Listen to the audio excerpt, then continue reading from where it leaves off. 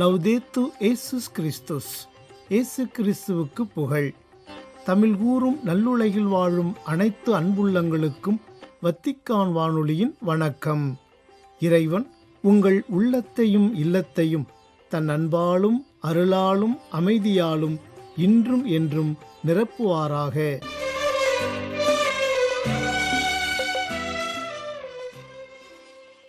அன்பு நேயர்களே, வத்திக்கான் வானொலி இன்று உங்களுக்கு வழங்கவிருப்பவை: தடம் தந்த தகைமை, வாரம் ஓர் அலசல் மற்றும் செய்திகள்.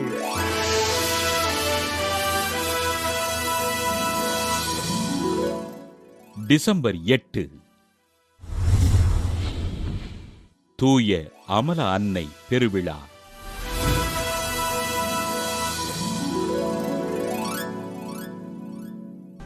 இன்று தாய் திருச்சபை புனித கன்னிமரியாவின் அமல உற்பவ திருவிழாவினை பெருமகிழ்வுடன் கொண்டாடுகின்றது. புனித மரியன்னை தன் தாயாரின் வயிற்றில் கருவான நொடிப்பொழுதிலிருந்து பிறப்பு நிலை பாவத்திற்கு உட்படாமல் இறைவனின் திருவருளால் பாதுகாக்கப்பட்டார் என்று தாய் திருச்சபை பதிவு செய்கிறது. கிபி 7ஆம் நூற்றாண்டில் கீழை திருச்சபையில் மரியன்னை புனித அன்னா திருவயிற்றில் கருவான விழா என்று கொண்டாடப்பட்டு வந்த இப்பெருவிழா கிபி 9ஆம் நூற்றாண்டு முதல் மேலை திருச்சபையில் கொண்டாடப்பட்டது. கிபி 12ஆம் நூற்றாண்டில் மரியன்னையின் அமல உற்பவம் குறித்து இறையியலை சார்ந்த பல்வேறு விவாதங்கள் எழ பிரான்சிஸ்கன் சபையினை சேர்ந்த அருட்குரு யோவான் டன்ஸ் அவர்கள் மரியன்னை கருவான நொடிப்பொழுதிலிருந்து இறைவனின் அருட்கொடையால் பாதுகாக்கப்பட்டார் என்று சான்று பகர்ந்தார். கிபி 14ஆம் நூற்றாண்டில் மேலை திருச்சபையில் பரவலாக்கப்பட்ட இப்பெருவிழா திருத்தந்தை 4ஆம் சிக்தூசினால் மேலை திருச்சபை முழுவதும் கொண்டாட பணிக்கப்பட்டது. கிபி 17ஆம் நூற்றாண்டில் மரியன்னையின் பிறப்பு குறித்த கருத்து வேறுபாடுகள் அனைத்தும் மறைந்து போக புனித மரியன்னை அனைவராலும் அமல உற்பவியாக ஏற்றுக்கொள்ளப்பட்டு போற்றப்பட்டார். திருத்தந்தை 9ஆம் பத்திநாதர் கிபி 1854ஆம் ஆண்டு டிசம்பர் 8ஆம் நாள் வெளியிட்ட அறிக்கையில், நாம் அனைவரும் மரியன்னை ஜென்ம பாவத்திலிருந்து விடுவிக்கப்பட்டு பாதுகாக்கப்பட்டார் என்பதனை விசுவசித்து அறிக்கையிட வேண்டும் என்று கேட்டுக்கொண்டார்.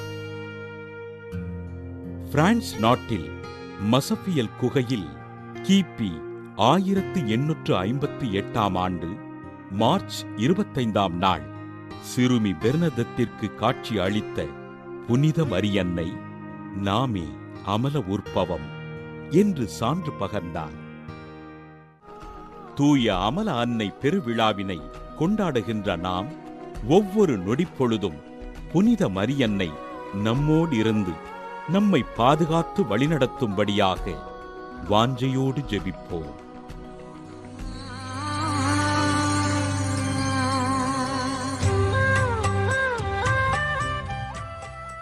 வாரம் ஓர் அலசல்.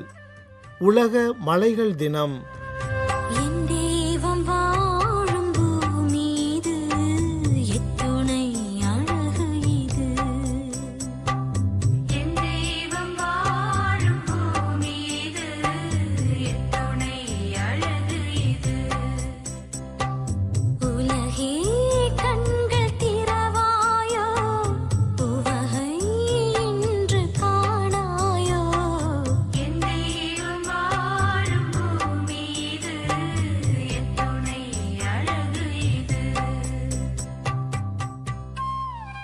வத்திக்கான் நேயர்கள் அனைவருக்கும் என் அன்பான வணக்கம். இன்று நாம் ஒன்றாக சேர்ந்து பேசப்போகும் இந்த நாள் ஒரு சாதாரண தேதி அல்ல. ஒரு பக்கம் மலைகளின் அழகை நினைவூட்டும் நாள், மற்றொரு பக்கம் மலைகளின் உயிர்களையும் அவற்றின் ஆழ்ந்த பங்களிப்பையும் உலகம் முழுவதும் உணர்த்தும் ஒரு விசேஷ நாள். டிசம்பர் 11 உலக மலைகள் தினம்.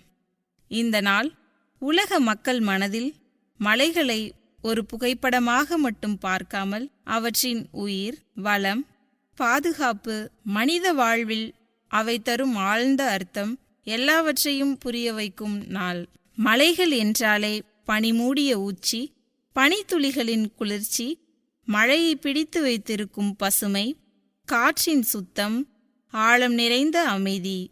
ஆனால் இந்த அழகின் பின்னால் நம் வாழ்க்கைக்கு அடித்தளம் போல மலைகள் நின்றிருக்கின்றன என்பதை நாம் பல நேரங்களில் மறந்து விடுகிறோம். உலகின் பெரும்பாலான நதிகள் மலைகளிலிருந்து பிறக்கின்றன. மழை இல்லாமல் நதி இல்லை, நதி இல்லாமல் விவசாயம் இல்லை, விவசாயம் இல்லாமல் உணவு இல்லை, உணவு இல்லாமல் வாழ்க்கை இல்லை. காரணம், மலைதான் வாழ்க்கை. மலைகளின் முக்கியத்துவத்தை பல்லாயிரம் ஆண்டுகளாக மலை மக்கள்தான் உண்மையாக புரிந்து கொண்டுள்ளனர். ஹிமாலய பகுதியிலோ, மேற்கு தொடர்ச்சி மலைகளிலோ, வடகிழக்கு மாநிலங்களிலோ, பழங்குடிகள் வாழும் பகுதியிலோ மலை மக்கள் அவர்களின் வாழ்வை மலைகளோடு கலந்து கொண்டுள்ளனர். காலை எழுந்ததும் மலையிலிருந்து இறங்கும் பனித்துளிகளின் வாசனை, மலை நதியின் ஓசை, மரங்களின் சலசலப்பு அவர்களின் வாழ்க்கையை அழகாக மாற்றுகிறது. ஆனால் அதே சமயம் மலைவாழ்வு என்பது சவால்களின் கூடாரம். கடுமையான குளிர், அரிதான பாதைகள், பாறை சரிவு, போக்குவரத்து சிரமம் இவை அனைத்தையும் தாண்டியும் அவர்கள் தொடர்ந்து மலைகளை பாதுகாத்து வாழ்கிறார்கள். மலைகளின் அழகை அனுபவிக்கும் ஒவ்வொருவரும் இன்று இந்த கேள்வியை கேட்க வேண்டும். இந்த மலைகள் இவ்வளவு கொடுக்கும்போது நாம் அவற்றுக்கு பதிலாக என்ன செய்து வருகிறோம்? உலகின் பல பகுதிகளில் மலைகளை அழிக்கும் செயல்கள் அதிகரிக்கின்றன. காடுகள் வெட்டப்படுதல், அளவுக்கு மீறிய சுரங்கத் தொழில், சுற்றுலா மாசுபாடு, பாறை வெடிப்புகள், கட்டுமானங்களால் இயற்கை பாதிப்பு, காலநிலை மாற்றத்தால் பனி உருகுதல் இவை அனைத்தும் சேர்ந்து மலைகளின் உயிரையே குறைத்து கொண்டிருக்கின்றன. ஒரு மலை அழிந்தால் அதில் பிறக்கும் நதியும் அழியும். அந்த நதியால் பயிரிடும் நகரங்களும் வறண்டு போகும்.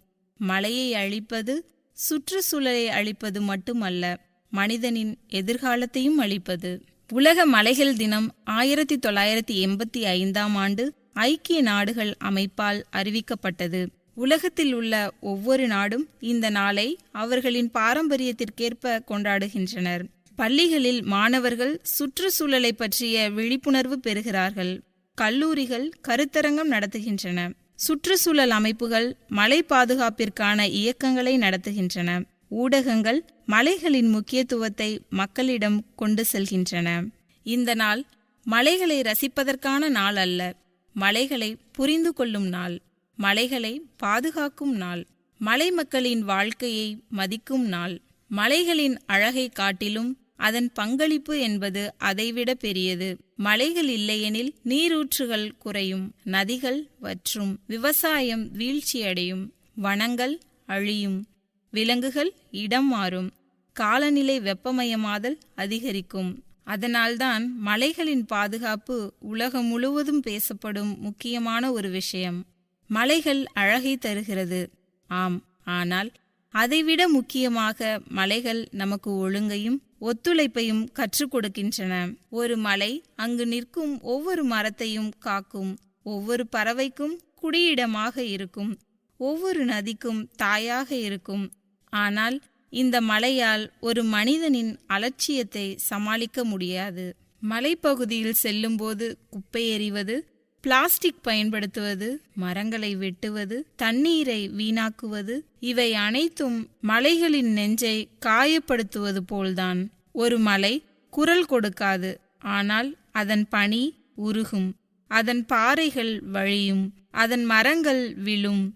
அவை அனைத்தும் மலையின் கண்ணீர். மலைகளை பாதுகாப்பது ஒரு நபரின் பொறுப்பு அல்ல, ஒரு அரசு மட்டும் செய்யும் வேலை அல்ல, அது ஒரு மனித சமுதாயத்தின் பொறுப்பு. மலையில் ஒரு சுற்றுலா சென்றாலும், ஒரு குடிநீர் பாட்டில் எடுத்து சென்றாலும், ஒரு புகைப்படம் எடுத்தாலும், ஒரு சிறிய காகிதத்தையே விட்டு போனாலும் நாம் செய்யும் ஒவ்வொரு செயலும் மலைகளின் வாழ்க்கையை தொடும். அதனால் எல்லோரும் ஒரு உறுதி எடுக்க வேண்டும். மலைகளை நான் ரசிப்பேன், ஆனால் அதைவிட அதிகமாக நான் மலைகளை பாதுகாப்பேன். மலையின் வாழ்க்கை என்பது மனிதனின் வாழ்க்கையின் பிரதிபலிப்பு. ஒரு மலை நிமிர்ந்து நிற்கிறது என்பதற்கு காரணம் அதன் வேர்கள். அதேபோல் ஒரு மனிதன் நிமிர்ந்து நிற்பதற்கு காரணம் அவன் காப்பாற்றும் மதிப்புகள். நம் மதிப்புகளில் இயற்கை பாதுகாப்பு முக்கியம். இயற்கை இருந்தால் நாம் இருப்போம். மலை இருந்தால் நதி இருக்கும். நதி இருந்தால் வாழ்க்கை இருக்கும். அதனால் இன்று நாம் அனைவரும் ஒன்றாக ஒரு வாக்குறுதி கொள்வோம். மலைகள் நமக்கு உயிரின் வளம். அவற்றை நான் என் கண்களைப் போல காப்பேன். மலை மக்களின் வாழ்வையும் மரபுகளையும் மதிப்பேன். நீர், காற்று, மரம், வனம் இவை அனைத்தையும் நான் பாதுகாப்பேன். மலை மீது நாம் எடுத்து வைக்கும் ஒவ்வொரு அடியும் இயற்கையின் மீது நமக்கு பொறுப்பு இருக்கிறது என்பதை உணர்த்த வேண்டும். முடிவாக, இந்த உலகம் உயர்ந்து நிற்பதற்கு மலைகள் அவசியம். மலைகள் சுவாசித்தால் உலகம் சுவாசிக்கும். மலைகள் வாழ்ந்தால் நீரூற்றுகள் பாயும். மலைகள் காக்கப்பட்டால் எதிர்காலம் பாதுகாப்பாகும். அதனால் அனைவரும் சேர்ந்து சொல்வோம், மலைகள் நம் உலகின் இதயம். அவற்றை நாம் பாதுகாப்போம். ஒவ்வொரு மலைக்கும் ஒரு கதை இருக்கிறது. ஒவ்வொரு கதையும் மனிதனுக்கு ஒரு பாடம் சொல்கிறது. அது என்ன பாடம்? உயர்ந்தாலும் எளிமையாக இரு. அமைதியாக இருந்தால் அதுவே வலிமை. நீ பாதுகாக்கும் உலகமே உன்னை பாதுகாக்கும். நாம் இன்று பல விஷயங்களை தெரிந்து கொண்டோம்.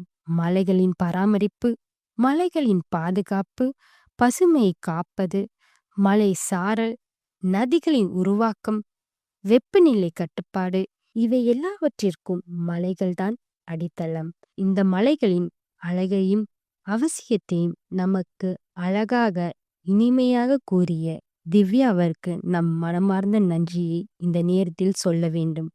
அவரது உரை மலைகளைப் பற்றிய விழிப்புணர்வை நமக்குள் ஒரு புதிய வெளிச்சமாக ஏற்றியுள்ளது. வத்திக்கான் வானொலி நேயர்களே, இன்று நாம் மலைகளைப் பற்றி விரிவாக பார்த்தோம். அவற்றின் பெருமையை புரிந்து கொண்டோம். அவற்றை பாதுகாப்பது நம் பொறுப்பு என்பதை அறிந்து கொண்டோம். இந்த விழிப்புணர்வு ஒரு நாளுக்கானதல்ல, இன்றிலிருந்து நம் வாழ்வின் ஒரு பகுதியாக இருக்க வேண்டும். இத்துடன் இன்று நமது நிகழ்ச்சி நிறைவடைகிறது. அடுத்த வாரம் மீண்டும் புதிய தலைப்புடன் சந்திப்போம். நன்றி, வணக்கம்.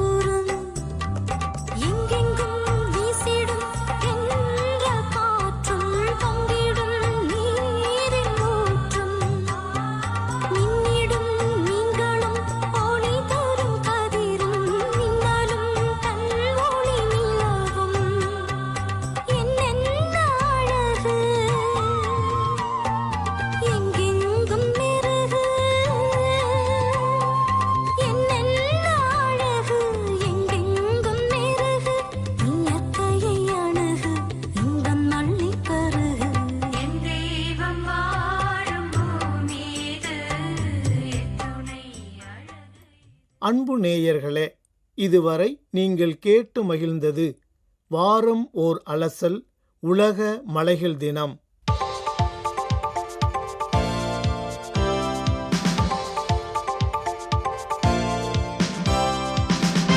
செய்திகள். நமக்கு ஒரு புதிய நாள் தொடங்கிவிட்டது. நாம் விழித்தெழுந்து ஆண்டவருடைய ஒளியில் நடப்போம் என்று கூறினார் திருத்தந்தை 14ஆம் லியோ. டிசம்பர் 7 ஞாயிறன்று வத்திக்கான் புனித பேதுரு பெருங்கோவில் வளாகத்தில் கூடியிருந்த பல்வேறு நாடுகளைச் சேர்ந்த ஆயிரக்கணக்கான திருப்பயணிகளுக்கு வழங்கிய நண்பகல் மூவேளை இறைவேண்டல் உரையில் இவ்வாறு அழைப்பு விடுத்தார் திருத்தந்தை. திருவருகை காலத்தின் 2வது ஞாயிற்றுக்கிழமையின் நற்செய்தி வாசகத்தை மையமாக கொண்டு தனது சிந்தனைகளை விசுவாசிகளுடன் பகிர்ந்து கொண்டார் திருத்தந்தை. கிறிஸ்தவர்கள் இறையாட்சியின் வருகையை புதுப்பிக்கப்பட்ட நம்பிக்கையுடன் வரவேற்க வேண்டுமென்றும் மனம் திரும்புதல், ஆன்மீக தயார்நிலை மற்றும் மனித வரலாற்றில் கடவுள் செயல்படும் வியப்புக்குரிய வழிகளை அறிந்து கொள்ள வேண்டும் என்றும் அவர்களுக்கு அழைப்பு விடுத்தார். மனம் மாறுங்கள், ஏனெனில் விண்ணரசு நெருங்கி வந்துவிட்டது என்ற திருமுழுக்கு யோவானின் வார்த்தைகள் இயேசுவின் வழியை ஆயத்தப்படுத்துவதை எடுத்துக்காட்டுகின்றன என்று கூறிய திருத்தந்தை, கிறிஸ்தவர்கள் இந்த எதிர்பார்ப்பை நாள்தோறும் இயேசு கற்றுக் கொடுத்த ஜெபமான விண்ணுலகில் இருக்கிற எங்கள் தந்தையே என்று எதிரொலித்து உமது ஆட்சி வருக என்று கேட்கிறார்கள் என்றும் சுட்டிக்காட்டினார்.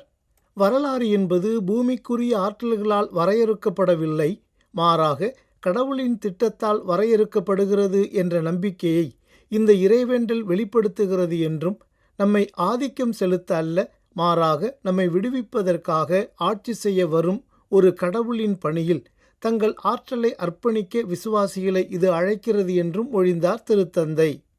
இறையாட்சி என்பது இயேசு கிறிஸ்துவில் வலுக்கட்டாயமாக அல்ல, மாறாக மென்மை மற்றும் இரக்கம் மூலம் தோன்றியது என்பதை கண்டு திருமுழுக்கு யோவான் கூட இறுதியில் வியப்பில் ஆழ்ந்ததாகவும் குறிப்பிட்டார் திருத்தந்தை. இறைவாக்கினர் எசாயாவின் வார்த்தைகளை எடுத்துக்காட்டி, கிறிஸ்துவை இறந்த மரத்தின் அடிப்பகுதியிலிருந்து வெளிப்படும் ஒரு மென்மையான தளிர் என்றும், இது தூய ஆவியினால் வழிநடத்தப்படும் புதுமையின் அடையாளமாகும் என்றும் கூறினார் திருத்தந்தை. இந்த புதுப்பித்தல் கருப்பொருளை 60 ஆண்டுகளுக்கு முன்பு முடிவடைந்த 2வது வத்திக்கான் திருச்சங்கத்துடன் இணைத்து திரு அவையின் வாழ்க்கையில் சாத்தியமில்லாத மற்றும் எதிர்பாராத முன்னேற்றங்கள் சாத்தியமாகிய ஒரு தருணம் என்றும் அழைத்தார் திருத்தந்தை. வேட்டையாடுபவருக்கும் இறைக்கும் இடையிலான நல்லிணக்கம் பற்றிய எசாயாவின் பார்வையை மேற்கோள் காட்டிய திருத்தந்தை, இத்தகைய மாற்றங்கள் கடவுளால் முடியாதது எதுவுமில்லை என்பதை காட்டுகின்றன என்றும் உரைத்தார். திருவருகை காலத்தின் ஒளிரும் மற்றும் உறுதியான ஆன்மீகத்தை எடுத்துரைத்த திருத்தந்தை, கிறிஸ்துவை வரவேற்பதன் வழியாக ஒவ்வொரு நபரும் சிறியதொரு ஒளியாக இருக்க முடியும் என்பதை நினைவூட்டுவதற்காக இக்காலத்தில் தெரு அலங்காரங்களை அனுமதிக்க விசுவாசிகளை ஊக்குவித்தார். கிறிஸ்துவின் வருகைக்காக காத்திருக்கும் இத்திருவருகை காலத்தில் நம்பிக்கை மற்றும் எதிர்நோக்கின் ஒரு எடுத்துக்காட்டாக அன்னை கன்னிமரியாவை சுட்டிக்காட்டி தனது மூவேளை இறைவேண்டல் உரையை நிறைவு செய்தார் திருத்தந்தை. இசை நம்மை கடவுளிடம் அழைத்துச் செல்லும் ஒரு பாலம் போன்றது என்று கூறினார் திருத்தந்தை 14ஆம் லியோ.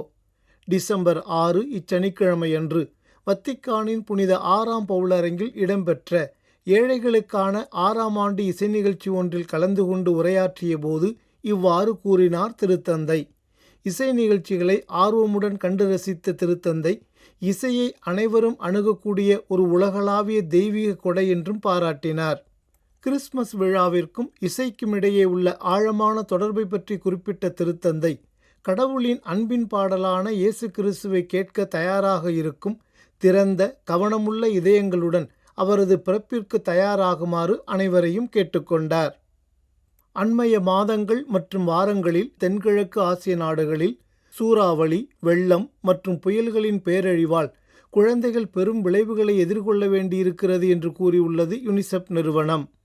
டிசம்பர் 5 இவ்வெள்ளியன்று அறிக்கை ஒன்றில் இத்தகவலை வழங்கியுள்ள அந்நிறுவனம், ஏறத்தாழ 41 லட்சம் அளவிற்கு குழந்தைகள் பாதிப்பிற்கு உள்ளாகியுள்ளனர் என்றும், வியட்நாமில் தற்போது 4,80,000 மக்களுக்கு குடிநீர் கிடைக்கவில்லை என்றும் கவலை தெரிவித்துள்ளது. மோதல்கள் காரணமாக தெற்கு சூடானில் குழந்தைகளை பாதுகாக்க உடனடி மற்றும் கணிசமான முதலீட்டிற்கு யுனிசெஃப் நிர்வாக இயக்குனர் கேத்தரின் ரூசெல் அவர்கள் அழைப்பு ஒன்றை விடுத்துள்ளார். டிசம்பர் 7 ஞாயிறன்று அறிக்கை ஒன்றில் இந்த அழைப்பை விடுத்துள்ள ரூசெல் அவர்கள், மோதல்கள், இயற்கை பேரிடர்கள் மற்றும் பெருமளவிலான இடப்பெயர்ச்சி ஆகியவற்றால் அதிகரித்து வரும் ஆபத்துக்கள் குறித்தும் எச்சரித்துள்ளார். இத்துடன் வத்திக்கான் வானொலியின் தமிழ் ஒலிபரப்பு நிறைவு பெறுகின்றது. உங்கள் செவிமடுத்தலுக்கு நன்றி. வணக்கம்.